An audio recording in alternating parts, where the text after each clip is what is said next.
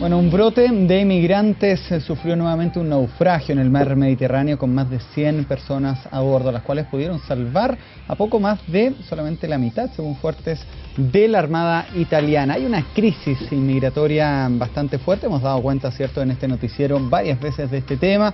Algunas veces nos contactábamos a través del Skype en Bélgica con la analista internacional, la abogada de la Universidad de Concepción, Paulina Astroza, y esta oportunidad la tenemos acá. Ha vuelto a Chile, Paulina, ¿cómo estás?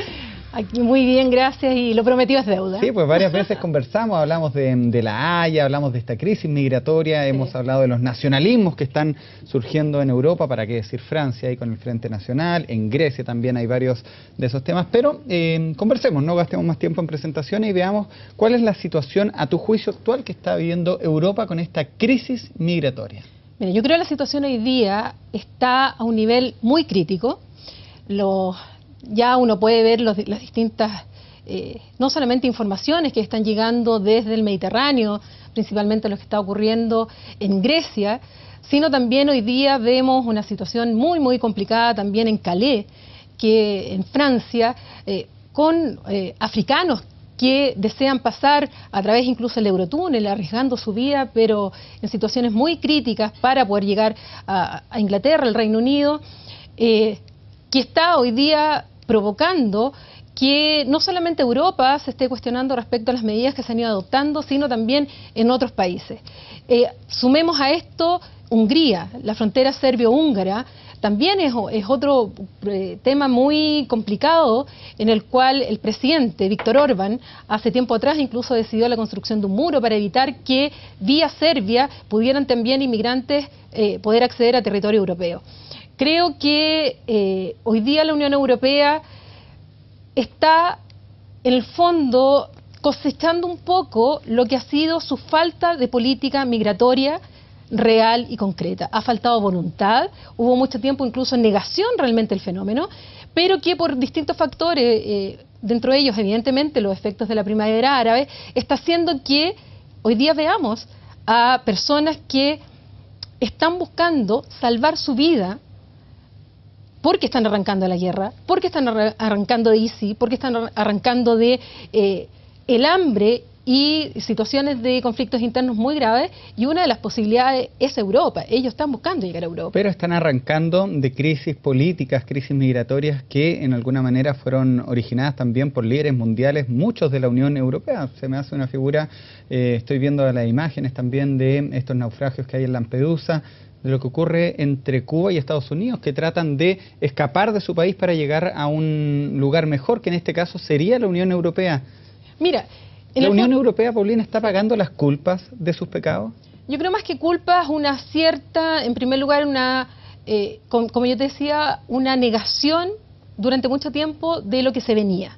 En segundo lugar, también hay que reconocer que Europa le fue muy cómodo también el haber tenido ciertos dictadores a los cuales apoyó, Gaddafi, porque, por supuesto, o sea, la relación de Gaddafi, la vinculación que tenía Italia directamente con Libia, Berlusconi con Gaddafi, bueno, eran situaciones en las cuales evidentemente acomodaba a Europa el tener estos líderes, dictadores que en el fondo servían para poder frenar las poblaciones que querían arrancar, ignorando los derechos humanos, cómo se estaban violando en esa zona. Entonces, evidentemente, cuando viene la primavera árabe, que parte en Túnez, recuerda, sí, y vienen todas las revoluciones... Túnez, Libia, de ahí pasa Egipto... Por supuesto, entonces Libia principalmente y Siria con la guerra después, evidentemente que se produce un fenómeno en el cual la presión es mucho mayor, pero no solamente son personas que vienen del Magreb, del norte de África, también son personas que vienen arrancando de Afganistán,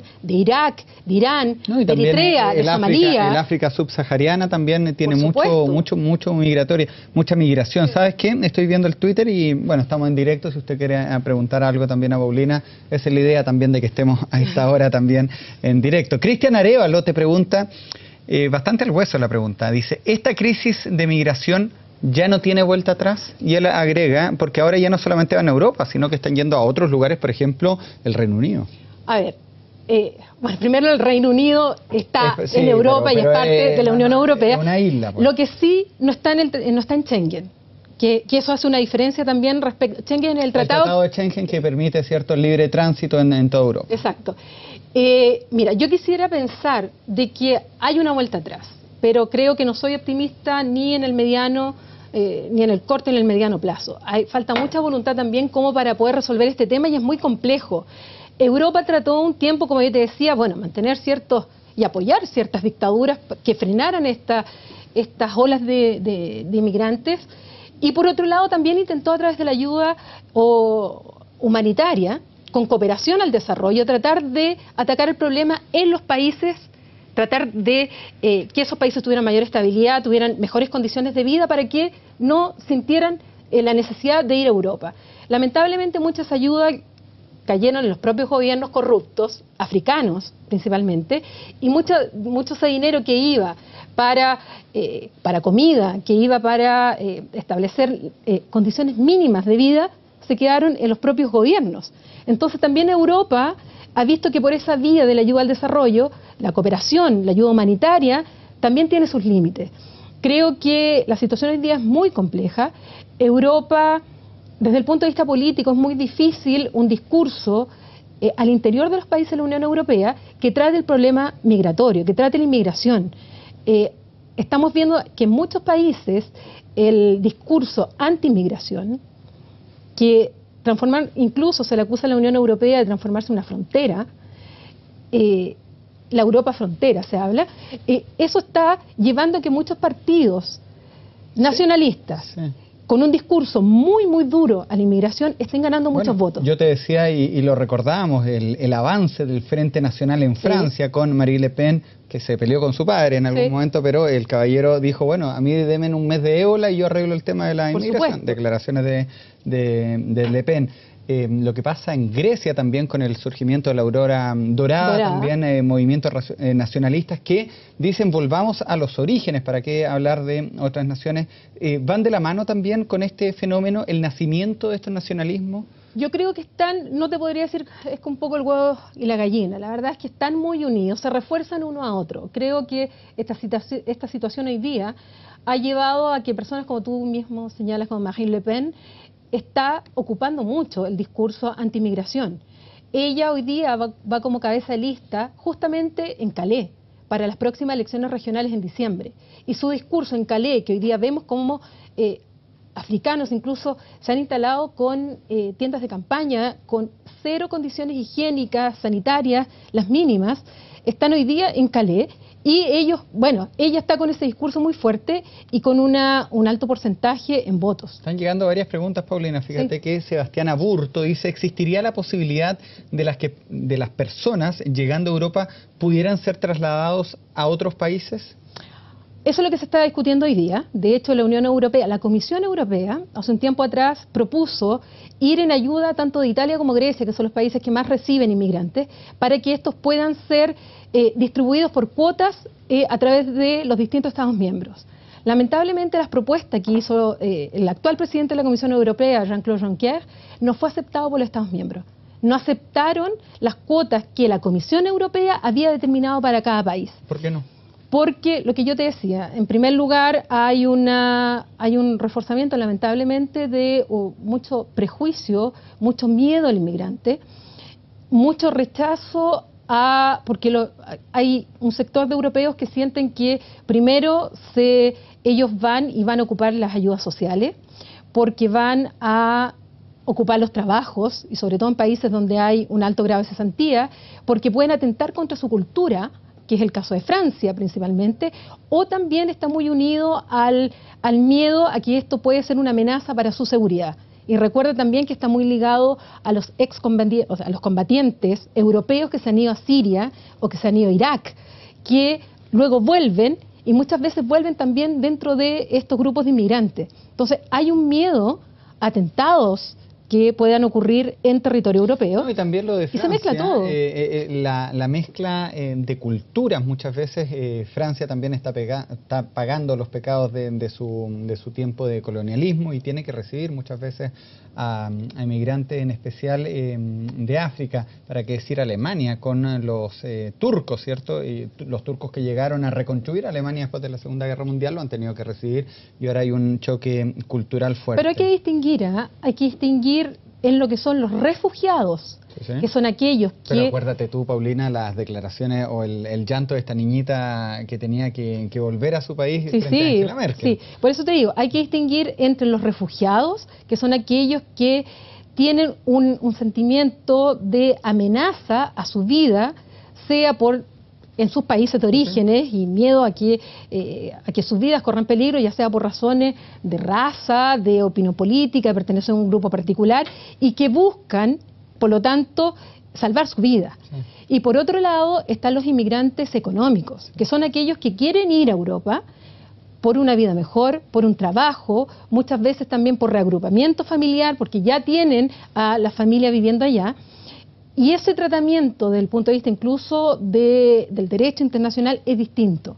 No es lo mismo un refugiado que demanda asilo, a un inmigrante que pide unas mejores condiciones de vida y llegar. ¿Qué diferencia se le da? Me parece que al refugiado político por guerras tiene un estatus un poco más... Por supuesto. Y de hecho, ellos demandan asilo, y al momento de mandar asilo, cuando llegan, bueno, el Tratado de Dublín II...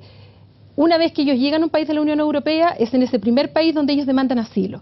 Una vez interpuesta la demanda de asilo, como vienen con este régimen en el cual ellos solicitan protección internacional, el principio es el de la no devolución, que no lo pueden enviar estos países a sus países de orígenes porque efectivamente su vida corre peligro. Vamos con más preguntas. Anuar Majiluf dice... Paulina, hoy estamos viendo las consecuencias de la colonización europea tanto en África como en Medio Oriente. Creo que es uno de los factores. Evidentemente hay un factor ahí, hay una responsabilidad por parte de Europa, de países occidentales, a muchas de las situaciones que se viven en África, que se viven en Asia. Evidentemente uno personalmente critico mucho esta participación, por ejemplo, en lo que ha sido Libia, lo que ha sido Siria, lo que ha sido Irak, lo que ha sido Afganistán. Y son esas poblaciones las que hoy día están arrancando. Y también viene producto de la colonización también, porque efectivamente son países que sumidos en la pobreza y muchas veces la cual quedaron luego que los colonizadores se fueron. Pero se suma. Son muchos los factores, muy complejos el tema. Juan Álvaro Arce, la última pregunta, nos quedan tan solo 2 minutos. ¿Qué pasa con yo sé que tu tema es Europa, pero ¿se está repitiendo lo que se ve acá en América Latina de alguna manera? ¿No, vamos a ver en Europa algo que se va a trasladar pronto a la América Latina? Lo primero es que las situaciones, sobre todo si comparamos África, evidentemente muy distinto a América Latina. Disculpa, porque Cristian dice, y el análisis de Sudamérica, muchos ven, por ejemplo, en el caso de Chile, llegan por tranquilidad social. Ya. Yo creo que hay que poner atención a lo que está ocurriendo, porque efectivamente, en alguna medida, este fenómeno se puede producir en América Latina, y los países, y Chile en particular, debiera anticiparse y tener una política migratoria para saber cómo enfrentar este tema. Se está produciendo. Acá hay colonias de hermanos colombianos en el norte del país, para qué decir los peruanos acá en Santiago, los venezolanos están escapando también de Caracas como cada día más. Por eso te digo, no está en la dimensión de lo que es hoy día Europa y lo que está ocurriendo en el propio África y el Magreb. Hoy día hay millones de desplazados y millones de personas que están, por ejemplo, en Turquía, millones estamos hablando. O sea, a veces Europa se queja por los miles de migrantes que están tratando de llegar, pero se olvidan que, por ejemplo, en Turquía, y sobre todo por la guerra siria, hay millones de personas en campamentos con las mínimas condiciones. Por lo tanto, en dimensión de lo que ocurre allá, no es lo mismo que América Latina, pero sí es cierto que existe aquí también este tipo de presión migratoria al cual los países debieran también pensar qué herramientas cuentan para hacer frente a esta situación. Y yo creo que es un desafío que hay que abordar desde hoy. ¿Y se están tomando a través de Cancillería las medidas necesarias para eso? ¿Estamos a la altura? Mira, yo ignoro particularmente este tema. Paulina, pero a lo que voy yo, mi pregunta es que ¿a Europa lo pilló desprevenido esto? No lo pilló desprevenido. Esto viene... Creo que hay factores políticos muy fuertes que han impedido decisiones y una voluntad mucho más fuerte. Recién Europa ahora viene a aumentar el número de, digamos, la cantidad de euros frente a lo que está ocurriendo y fundamentalmente para hacer frente a lo que está pasando en el Mediterráneo, te decía yo. Sí, porque acá el plan, el Mare Nostrum se cambió por el Tridente, por en Tritón, Italia. Por Tritón. Y efectivamente ahí hubo un cambio muy fuerte, porque Mare Nostrum era de Italia. Claro. 9 millones de euros al mes, por el cual era para salvar a las personas que estaban en situación de peligro en el Mediterráneo. Lamentablemente, Italia no pudo seguir haciendo frente a esto, con Enrico Letta partió, y luego pidió ayuda a la Unión Europea, luego de lo que ocurrió en Lampedusa sobre todo, y ahí vino la operación Tritón, que era de la Unión Europea. Ahí abarcaba más. No, más menos. Países. Abarcaba más países, pero menos dinero por mes, 3 millones de euros, y además su objetivo era proteger las fronteras. Muchas gracias, Paulina. Te queremos invitar próximamente que estés acá en la región metropolitana a una entrevista, un tema bastante interesante del cual las preguntas, cierto, reflejaron el interés. Te dejo porque sé que tienes que estar en la radio Duna temprano mañana. Gracias, Cristian.